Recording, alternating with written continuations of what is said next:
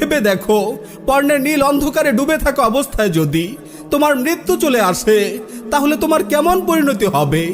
আমার ভাই ও বোন, তুমি মানসিক বিকারগ্রস্ত হয়ে গেছো, নইলে তুমি ইন্টারনেটের সব নালা নর্দমায় পড়ে থাকতে না। কোনো সুস্থ মানুষ এখানে 1 মিনিট থাকলেও তার পেট উল্টে বমি আসবে, তার নিঃশ্বাস বন্ধ হয়ে আসবে। তুমি কেন এই সংকীর্ণ পচাগলা নর্দমায় পড়ে আছো?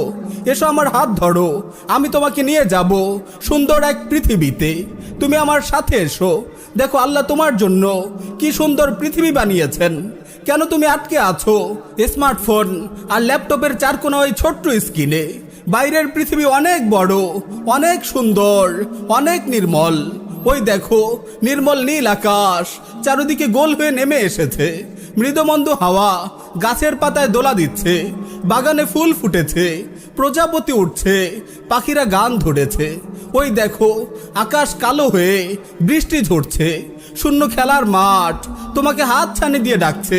তুমি নীল রঙের ওই অন্ধকার ছেড়ে বের হয়ে এসো, খেলাধুলা করো, শরীর চর্চা করো, বাইরে ঘুরে বেড়াও, আল্লাহর সৃষ্টি জগৎ দেখো, একা থেকো না।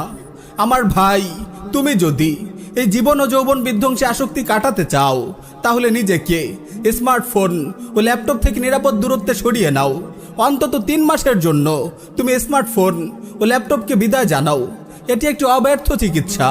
ইনশাআল্লাহ তুমি সুস্থ হয়ে উঠবে।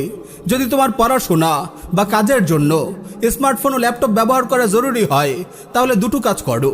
তোমার মেমোরি কিংবা হার্ড ড্রাইভ থেকে পর্নের নোংরা আবর্জনাগুলো ডিলিট করে দাও, আর ইন্টারনেট ইউজ করাও বন্ধ করে দাও। যদি পড়াশোনা ও কাজের প্রয়োজনে ইন্টারনেট ইউজও করতে হয়, তাহলে তাকে একটি লিমিটে নিয়ে এসো। প্রিয় ভাই ও বোন, সাবধান, তুমি এই নীল অন্ধকারে 1 মুহূর্ত থেকো না। তাওবা করো, অনুতপ্ত হও, অনুশোচনার অশ্রুতে নিজেকে ধুয়ে মুছে সাফ করে ফেলো। একজন মুসলিম যুবক, একজন মুসলিম তরুণী এমন অপবিত্র জীবন যাপন করতে পারে না। আল্লাহর অমূল্য নিয়ামত চোখ দুটোকে এমন নিকৃষ্ট ব্যবহার করতে পারে না।